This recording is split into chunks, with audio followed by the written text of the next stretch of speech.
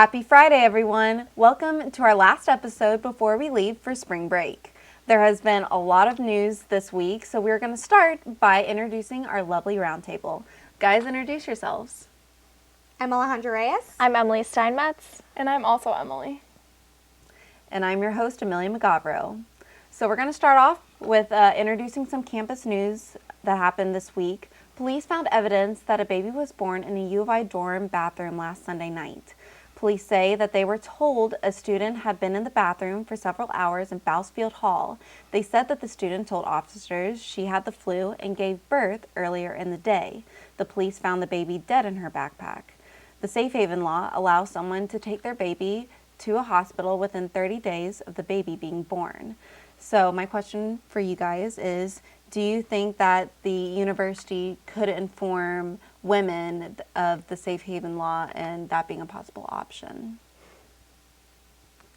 Yeah, I think that in general, a lot of people don't necessarily know that there are Safe Haven laws, and I think that that's like such a great resource. Not that I've ever known anyone personally that used them, but I think that all women, whether they're in a college setting, whether they're just in their home or whatever, for whatever reason, can't support a baby or find themselves pregnant or stuff like that, should know that there's always that option to bring your child safely to a police department or a fire station or a hospital. And what the Safe Haven laws do is that the police or whoever kind of is taking in your child, they won't ask any questions. Mm-hmm. So that's a really big resource I feel that more people should just know about. And maybe the university should probably start talking about stuff like that. I'd agree that I've never heard it discussed within the university as a resource. So I think that's something that we could bring more light to, for sure. Absolutely. Yeah, I mean, it's so sad that she felt like that's what she had to do, and she couldn't feel like she could just go to a doctor or somebody, because if that was me, I would definitely just go somewhere, because giving birth is a huge thing, and it's really bad. It could be bad for her health, and if you want your baby to survive, and you would do something. And apparently she was only 19, so I bet a lot of thoughts were going in her mind in terms of her future. So, well, I agree. Also on Tuesday, junior point guard Jaylon Tate was in court for punching his girlfriend in the face. Well, the charges were dropped because the girlfriend fabricated the whole thing. So I guess the bigger issue is the fact that the girlfriend downright lied. So do you guys think that she wanted to do this to Tate, and why do you think she came clean? I just think this is a really weird situation because of the way that sports has been in university news. There's a lot of controversy going on. There's been a lot of arrests and issues with the team. So initially it was just another one added to the list, but now it's become this thing of, well, it's the girlfriend who's lying. So what's the reason here? What is she trying to get out of it? So that's interesting to me. I'm not quite sure her motives, though. Yeah, I think that this is a very, kind of sticky situation. I don't necessarily want to point fingers at either the girlfriend or Tate, but I heard from someone who was kind of there at the time that there was a lot of commotion happening, and he may or may not have hit her. And so he's innocent right now because she's saying that she's fabricated this story.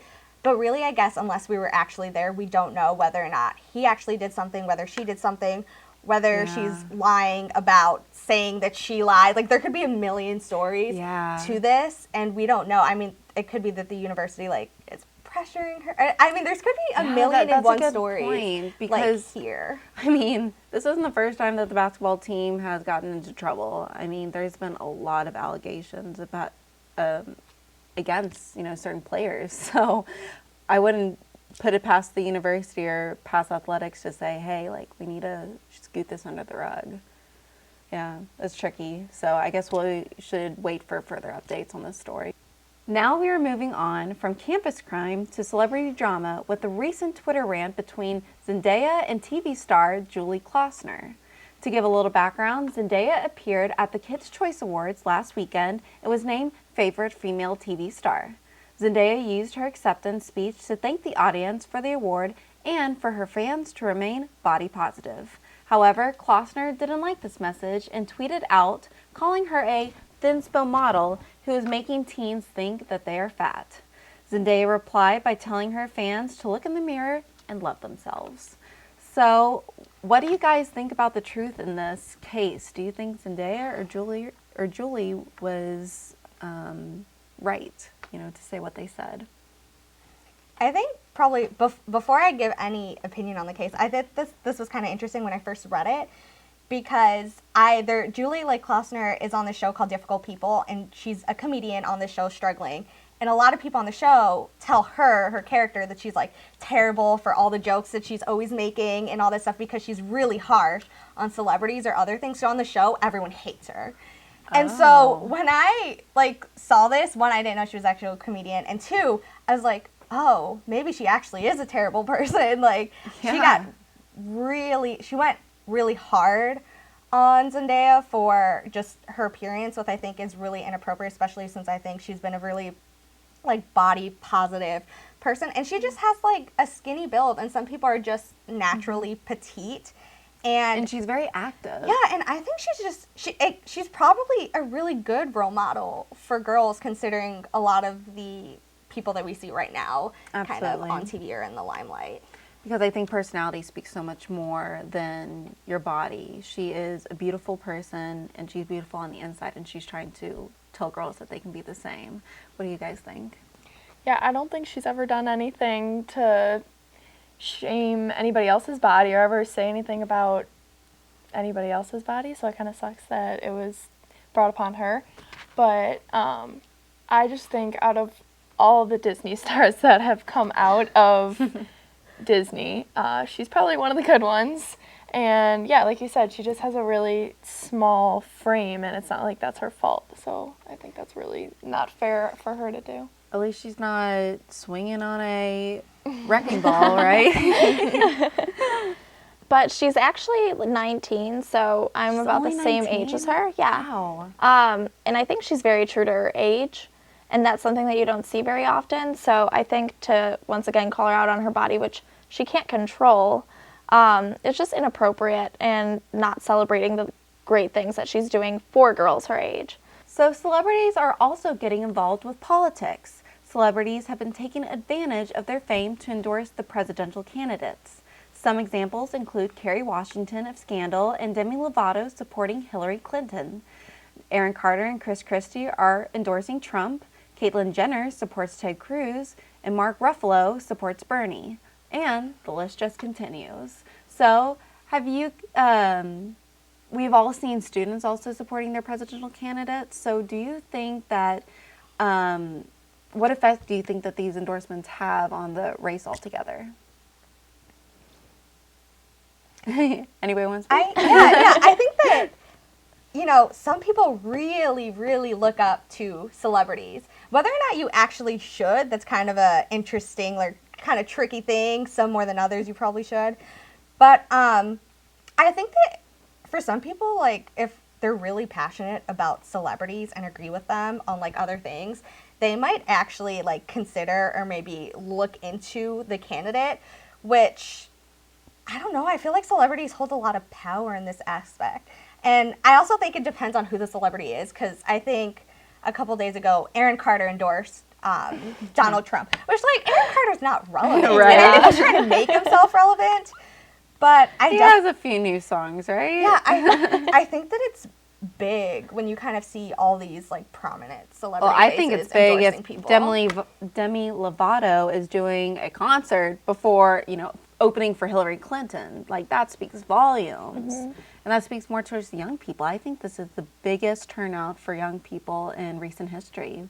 What do you guys think?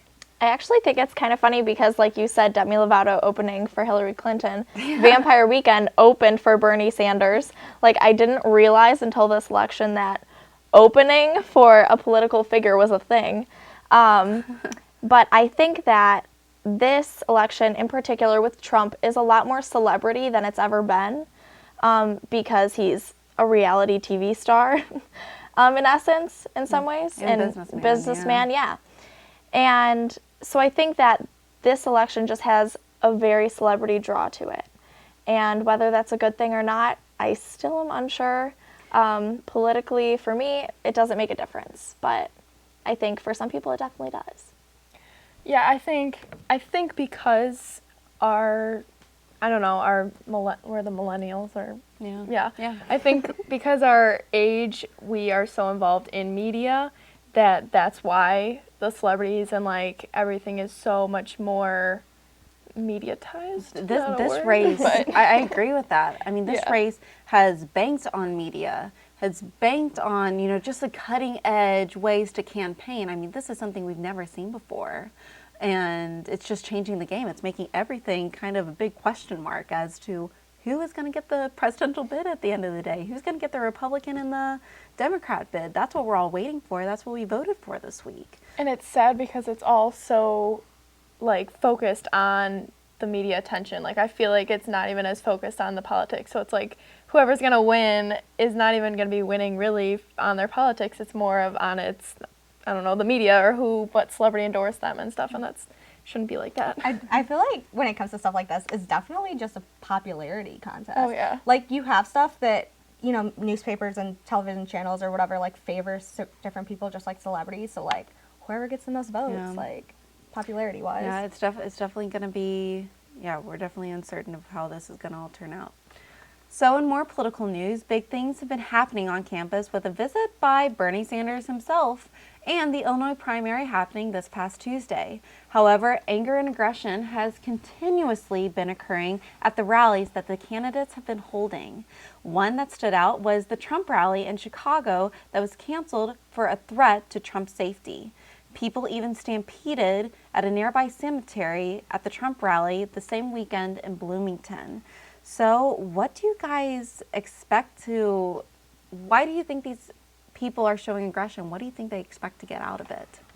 I watched a video on Facebook, and it was a comparison between Donald Trump and Obama. And Donald Trump, like, endorses violence. Like, in his talks, he talks about, like, that person punched him, good for him. And, like, he was all happy that people were kind of fighting. So I feel like he is kind of pressuring it and like making the violence a little bit more, and like if he wants to be president, he should be like calming it and trying to not have violence. And that's exactly what Obama did when he was running, and I think it just makes the violence grow and grow. I think with that as well, if I remember correctly, I've read somewhere that he explicitly stated, if somebody knocks someone out on the opposing side or something, that he'll pay their legal fees. Absolutely, Which that is a fact. Definitely condones and perpetuates violence. Like, and I think in regards to the cemetery, people are so disrespectful.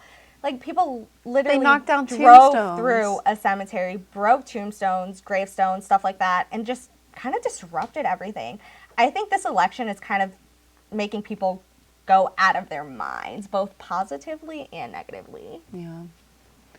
I think actually going back to the rally being canceled in Chicago, I think another way that he perpetuated violence was there was actually no communication between the cancellation of that and the police force. So the police force, they had Chicago Police Department, the state, and the UIC police force all ready to support this rally. And with the cancellation, they were not prepared to get all these people out safely and separate them, because there was such a clear divide of protesters and supporters. And with this election, you see when they come together, it's not pretty. So I think that was another way that this violence is just being perpetuated by lack of communication, and just people aren't listening. And that's a really big issue as well. Absolutely. Well, spring break starts tomorrow. Whether you will be spending the week on a service trip or getting some sun on a beautiful beach, I think we can all say that we need the break desperately. So, guys, to end our last conversation, what will you guys be doing for spring break? I'm going to Florida with Hey. my family. Where in Florida? It's called Cocoa Beach. It's like on the East Coast. It's kind of close to Orlando. And we drive every year. So not looking forward to the 19-hour car ride, but looking forward to being on the beach and just not doing anything all week. Absolutely. I'm actually doing a job shadow, so I'm super excited about that. Where at? WGN. Okay. So it'll be really exciting to see kind of how the morning news works. Absolutely. Those are always fun to do, just to see, because you want to go into news correctly. Yes, correct. Yeah, so that'll be perfect. Okay. And I'm going to Puerto Rico for a week, so I'm super excited about that. Gonna be on a tropical island, be in the rainforest, all that with my partner. But on another note, I think it's totally cool for everyone to have multiple experiences, like spring break wise, here while they're at college. So I've also done a kind of educational trip before, which was a civil rights pilgrimage, and that was really cool. We did the whole tour that the Freedom Riders did through the South. So I think it's always cool to get your, like, have your fun and adventure and, like, party. But I think that college also is a cool thing to take up, like, an ASB or kind of a learning Absolutely. opportunity, too. Absolutely. Like I've done the job shadow program for a week, and then you've done the hanging out on a beach for a week, but it's good to have a mix of experiences. I'm going home, which is in Texas, so you can kind of say it's a vacation. It's warmer. It's warmer than here. That's all that we have for today. I want to thank our wonderful roundtable for being here. And like always, we want to keep giving you our best thoughts and opinions about the news that affects you. Keep watching and don't forget to like our page to keep up to date with the rest of the season. Also, please check out our promo video for the upcoming Jammies on April 17th and visit our website at jamsillinois.squarespace.com. Have a safe and fun spring break, and we will see you in 2 weeks.